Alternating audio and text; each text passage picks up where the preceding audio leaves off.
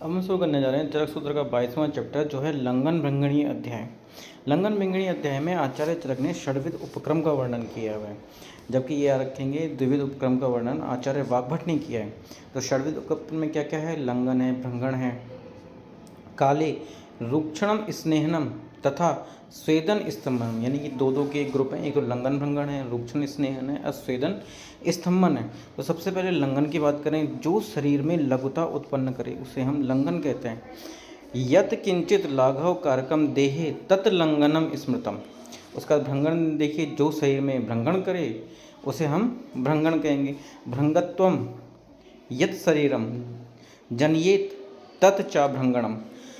उसके बाद देखिए रोक्षम की बात आई है, जो रुक्षता उत्पन्न करे, खरता उत्पन्न करे, वैशद्य उत्पन्न करे उसको हम रुक्ष कहेंगे। रोक्षम खरत्वम वैशद्यम तत् कुर्याद विद रुक्षम। फिर स्नेहन की बात करें, स्नेहन वो है जो शरीर में स्नेह उत्पन्न करे, विषयंदन उत्पन्न करे, मार्दव उत्पन्न करे और क्लेद को करने वाला हो उसे हम स्नेहन कहेंगे। स्नेहनम स्नेह विषयंदम मार्दवम क्लेद कारकम। स्वेदन स्वेदन वो है जो स्तंभ गौरव शीत को हरने वाला होता है। स्तंभ गौरव शीतग्नम स्वेदनम स्वेद कारकम, यानी कि जो पसीना ला दे शरीर में, जो स्वेद को उत्पन्न करे उसे हम स्वेदन कहेंगे। स्तंभन किसे कहेंगे? स्तंभन वो जो स्तव्यति यानी कि गति को जो रोक दे। यद गतिम अंतम चल ध्रुवम, यानी कि जो शरीर की गतियों को रोक दे उसे हम स्तंभन कहेंगे। उसके आचार्य जो वाग्भट हैं उन्होंने अष्टांग हृदय सूत्र स्थान 14 में द्विविध उपक्रम का वर्णन किया है। एक संतर्पण है, दूसरा अपतर्पण है।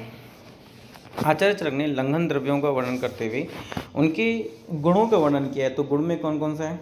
लघु, उष्ण, तीक्ष्ण, विशद, रुक्ष, सूक्ष्म, खल, सरम और कठिन, ये लंघन द्रव्यों के गुण हैं। फिर भृंगन द्रव्यों के गुणों का वर्णन किया है। उन्होंने कहा गुरु है, शीत है, मृदु है, स्निग्ध है, बहल है, स्थूर है, पिच्छिल है, मंद है, स्थिर है और सलक्षण।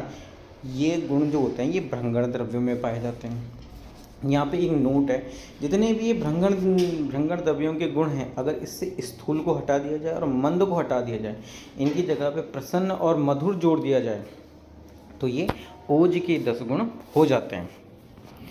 इसके बाद देखेंगे जो संतर्पण में क्या क्या आता है। संतर्पण में भृंगन है, स्नेहन है और स्तंभन आता है। इनके गुणों का वर्णन किया गया है। तो अभी हमने जो गुणों का वर्णन किया है वो भृंगन के गुणों का वर्णन किया है। गुरु होता है, शीत होता है, मृदु, पिच्छिल, स्निग्ध, मंद, स्थूल, सलक्षण और स्थिर होता है। वैसे ही स्नेह में जो स्नेह होता है वो गुरु है, शीत है, मृदु, पिच्छिल, स्निग्ध और मंद गुण उसमें पाए जाते हैं। स्तंभन में लघु, शीत, मृदु, रुक्ष, मंद, सलक्षण और स्थिर गुण पाए जाते हैं। अपतर्पण में क्या क्या आता है? अपतर्पण में लंघन आएगा, रुक्षण आएगा और स्वेदन आता है। तो हमने अभी लंघन के जो गुण होते हैं उनका वर्णन किया है कि लघु होता है, उष्ण, तीक्ष्ण, विशद, रूक्ष्म, सूक्ष्म, सर्प, कठिन होता है। वैसे ही रुक्ष जो होता है वो लघु होता है, उष्ण होता है, तीक्ष्ण होता है, विशद होता है, रुक्ष होता है और कठिन होता है। इसमें लंघन के समान सूक्ष्म और सर गुण नहीं पाया जाता है।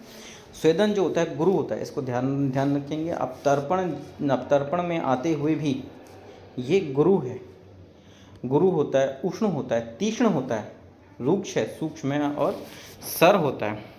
यहाँ पे आचार्य ने लंघन का वर्णन किया। उन्होंने कहा लंघन जो होता है वो 10 प्रकार का होता है। बस इसे याद रखेंगे। एक तो चतुष्ट प्रकार की संशुद्धि है।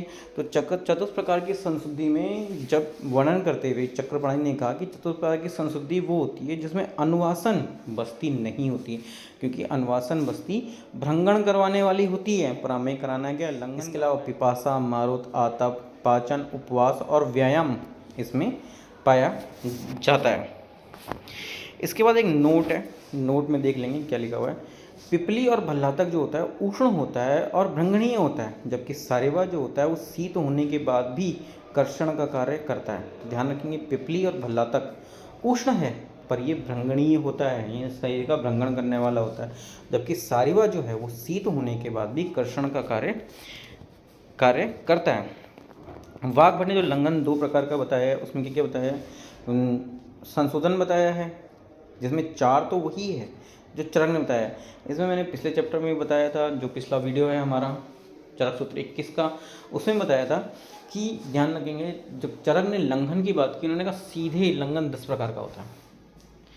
जब वाघभट्ट ने लंघन की बात की, उन्होंने कहा कि लंघन है वो 2 प्रकार का होता है, संशोधन और संसमन। 4 तो संशोधन में वही बताए जो चरक के हैं, और एक रक्त मोक्षण को जोड़ा, और संसमन जो है वो 6 प्रकार का हो, जो चरक का है वही है, उसके साथ उन्होंने दीपन को जोड़ा।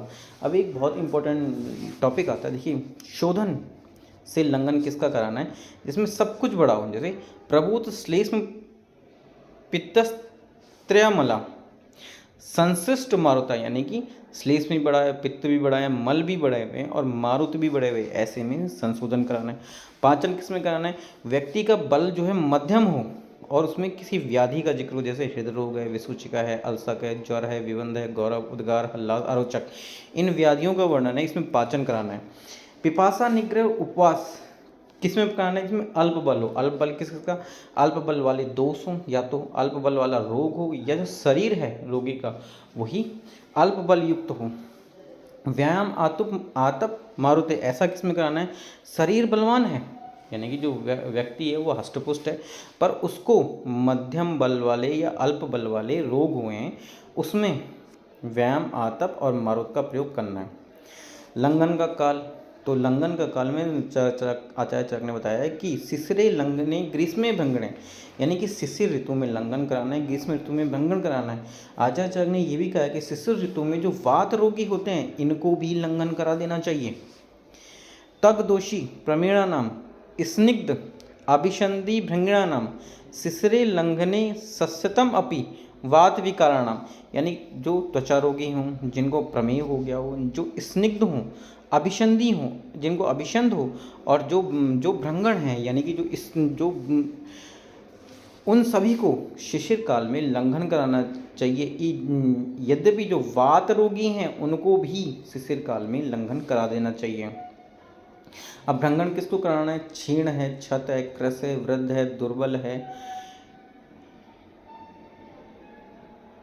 नित्यम अध्व, यानी कि डेली जिसका चलने का काम है, वो दूर तक चल के जाता है। स्त्री मध्य नित्या ग्रीष्मे च भंगणे नरा स्मृता, इतने लोगों को ग्रीष्म काल में ऐसे सबको भ्रंगण कराना है।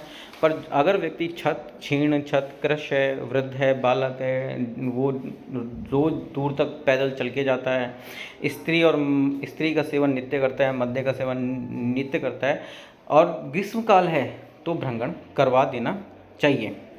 इसका आचार्य चरक ने लिखा है कि क्रव्याद मांसरस से किस का भ्रंगण कराना चाहिए, ऐसे रोग जिनको गृहिणी हो, अर्श हो या शोष हो से क्रस हो गए हों, उनको क्रव्याद मांसरस से भ्रंगण कराना चाहिए।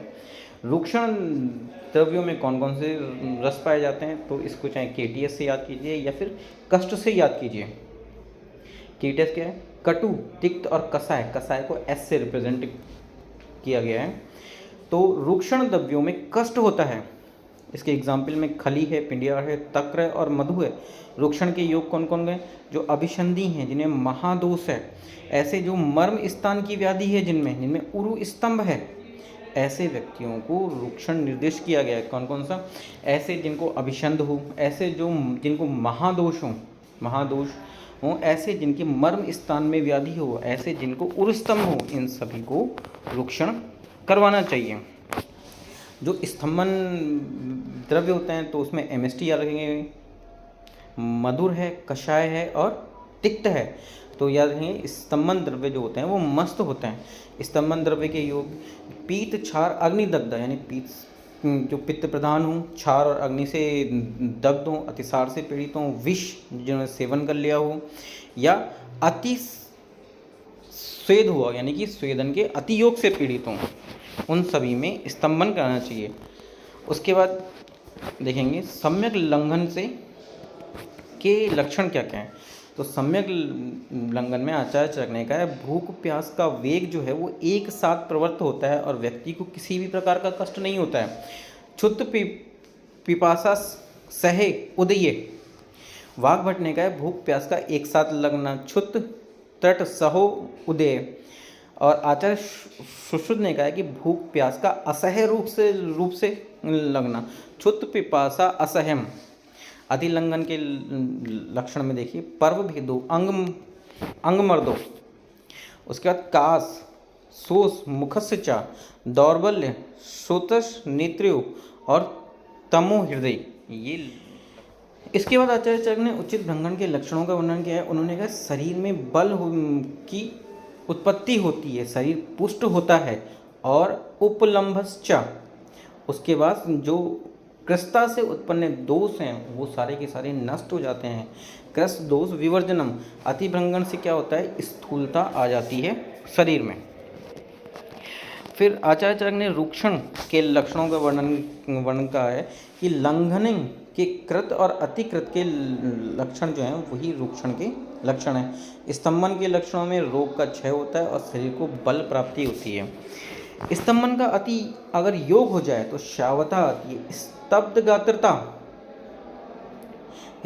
गात्रत्वम, वेगो हनुसंग्रह, हृदवर्चो निग्रहस्य, शाद अति स्तंभ लक्षणम, यानी कि शावता आती है, स्तब्ध गाते हैं, पूरा शरीर जो होता है वो स्तब्ध हो जाता है, जो वेग होते हैं वो प्रवृत्त नहीं होते हैं, हनुसंग्रह होता है, और हृदवर्चो निग्रह, ये जो हैं वो अति स्तंभन के लक्षण हैं। फिर षड्विध चिकित्सा कर्म के बारे में कहा है कि ये जो षड्विध चिकित्सा क्रम है यही जो है वो सभी रोगों में प्रयुक्त किया जा सकता है। इसको मात्रा और काल के अनुरूप सभी रोगों में प्रयुक्त किया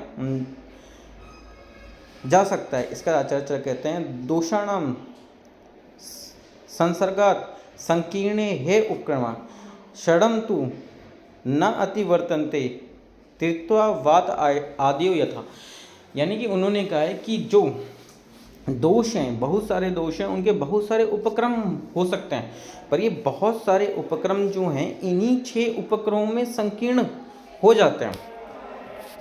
इसीलिए ये जो 6 उपक्रम होते हैं इनका मात्रा और काल के अनुसार रोग में प्रयोग करना चाहिए। इसके बाद एक नोट है, नोट देख लेंगे।